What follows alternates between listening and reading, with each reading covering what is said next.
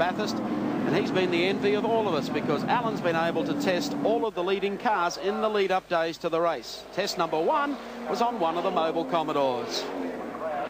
This is the mobile Holden dealer team V8 Commodore, 5 litres, 5,000 cc's if you like, 5-speed transmission, going through a solid rear axle. The last time I enjoyed driving one of Peter Brock's cars was at the Hang 10 400 at Sandown, where we had a 1-2.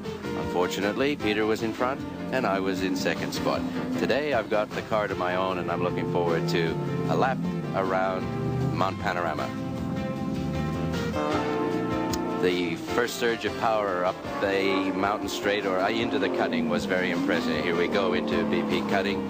The car sat flat, but most noticeably to me, or most memorable to me, was this surge of power there. You can see the little rear oversteer, not quite used to the skinny rear tires, and the back came out on me. The car sat flat through the twitchy parts, had good brakes down here through the S's. Naturally, no prizes for having the brake pedal on the floor here.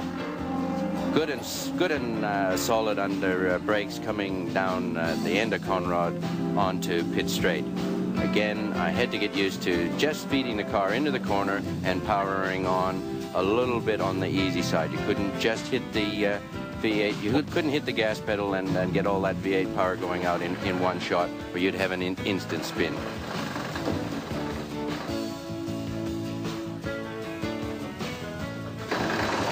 That was my first Group A drive, and I can tell everybody that's listening that these fellows have got a hard job ahead of them. The first thing I noticed was the lack of tire on the ground, the nervousness that the drivers are going to experience because of the narrow rear tires compared to the Group C cars was the most significant factor. But this mobile Holden dealer team car is beautifully balanced. I was very impressed with the way the car turned into the corners, and no sign of fishtailing or oversteering as we call it. The brakes were good and a real nice engine that could pull you up that hill. I'll give it top marks.